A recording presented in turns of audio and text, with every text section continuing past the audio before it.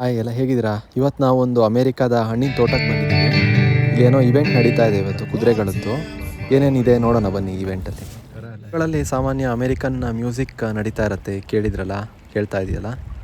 ಆಮೇಲೆ ಇಲ್ಲಿ form animals ಎಲ್ಲ ನೋಡ್ಬೋದು, ಅಂದರೆ ದನದ ಕರ, ಇಲ್ಲಿನ ಮೇಕೆಗಳನ್ನು, ಕೋಳಿಗಳನ್ನು ಎಲ್ಲ ನೋಡ್ಬೋದು. Very good.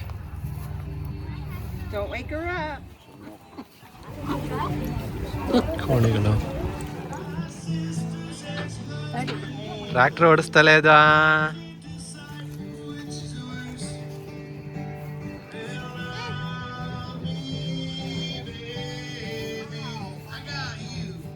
ಫಾರ್ಮ್ ಎನಿಮಲ್ಗಳಿಗೆ ಫೀಡು ಮಾಡ್ಬೋದು, ಮತ್ತು ಈ ಫೋಟೋ ಬುಟ್ಗಳು ಇರುತ್ತೆ ಈ ಥರ, ಇಲ್ಲಿ ಫೋಟೋ ಶೂಟು ಮಾಡ್ಬೋದು.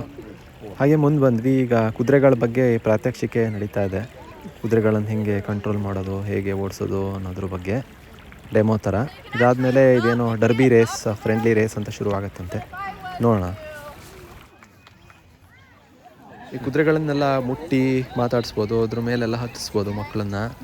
ಈ ಕುದುರೆಗಳು ಇನ್ನೊಂದು ಮಜಾ ಅಂದರೆ ಈ ಪೆಪ್ಪರ್ಮೆಂಟ್ ಎಲ್ಲ ತಿನ್ನುತ್ತೆ. ಇಲ್ಲಿ ನೋಡಿ, ಪೆಪ್ಪರ್ಮೆಂಟ್ ತಿಂತಾ ಇದೆ ಈ ಕುದುರೆ. ನಾವು ಕೊಡ್ಬೋದು ಮಕ್ಕಳೆಲ್ಲ ಇದಕ್ಕೆ. ಇದು ತಿಂತಾ ಇದೆ ನೋಡಿ, ಏನು ಮಜಾ ಅನ್ಸುತ್ತಲ್ಲ. ಈ ಕುದುರೆಗಳಿಗೆ ಸಖತ್ ಇಷ್ಟ ಅನ್ಸುತ್ತೆ ಈ ಪೆಪ್ಪರ್ಮೆಂಟ್ಗಳು. ಫುಲ್ ಚಪ್ಪರ್ಸ್ಕೊಂಡು ತಿಂತಾ ಇದೆ. ಇಲ್ಲೇ ಒಂದು ವಾಟರ್ ಫಾಲ್ ಇತ್ತು, ನೋ ಕ್ಲೈಂಬಿಂಗ್ ವಾಟರ್ ಫಾಲ್ ನೋಡಿಕೊಂಡು ಹಾಗೆ ಮತ್ತೆ ಬಂದ್ವಿ ಕುದುರೆ ರೇಸಿನ ಕಡೆಗೆ. ಕುದುರೆ ಜಂಪಿಂಗ್ ಎಲ್ಲ ಶುರುವಾಗತ್ತೆ ಅಂತ ಹೇಳ್ತಾ ಇದ್ರು, ನೋಡೋಣ ಅಂತ ಬಂದ್ವಿ. ಅಷ್ಟೊತ್ತಿಗೆ ಶುರುವಾಯಿತು ಹಾರ್ಸ್ ಜಂಪಿಂಗು. ನೋಡಿ ಈ ಕುದುರೆಗಳು ಎಷ್ಟು ಚೆನ್ನಾಗಿ ಜಂಪ್ ಮಾಡುತ್ತೆ. ಫಸ್ಟಿಗೆ ಸಣ್ಣ ಲೆವೆಲಿಗೆ ಇಟ್ಟಿರ್ತಾರೆ, ಆಮೇಲೆ ಅದನ್ನು ಹಂತ ಹಂತವಾಗಿ ಹೈಟ್ ಮಾಡ್ತಾ ಹೋಗ್ತಾರೆ. ಯಾವತ್ತೂ ನೋಡಿರಲಿಲ್ಲ ನಾವು ಇದು ಹಾರ್ಸ್ ಜಂಪಿಂಗ್ ಲೈವ್ ಆಗಿ, ಒಂಥರ ಮಜಾ ಇತ್ತು.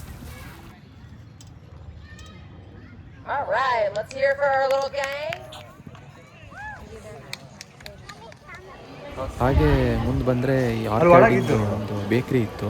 ಇಲ್ಲಿ ಸ್ಟ್ರಾಬೆರಿ ಡೋನಟ್ ಅಂತೆ, ಆಮೇಲೆ ಈ ಥರ ಬೇರೆ ಬೇರೆ ವಿಚಿತ್ರ ಐಟಮ್ಸ್ಗಳೆಲ್ಲ ಇತ್ತು. ಇಲ್ಲಿನ ಹೂದೋಟದಲ್ಲಿ ಬೆಳೆಯೋ ಇದರಿಂದ ಮಾಡೋವಂಥ ತಿಂಡಿಗಳೆಲ್ಲ ಮಾರಾಟಕ್ಕಿತ್ತು. ಅದನ್ನೆಲ್ಲ ನೋಡಿದ್ವಿ, ಟೇಸ್ಟ್ ನೋಡಿದ್ವಿ.